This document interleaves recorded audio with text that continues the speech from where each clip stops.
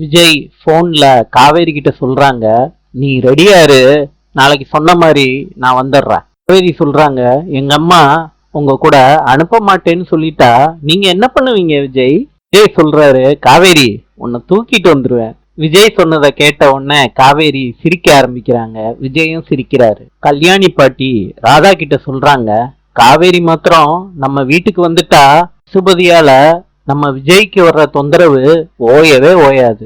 இதுக்கு ஒரு முடிவு நான் கட்டியே ஆகணும் ராதா. காவேரியும் விஜயும் போன்ல சிரிச்சு பேசிக்கிட்டு இருக்காங்க. கல்யாணி பாட்டி காலையில கோயிலுக்கு போறாங்க.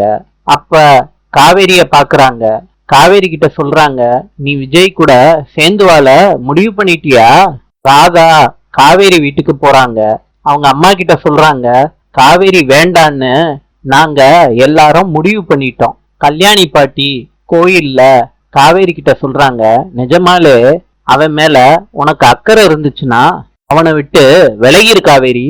இத கேட்ட உடனே காவேரி அதிர்ச்சி ஆறாங்க. நாளை சந்திப்போம்.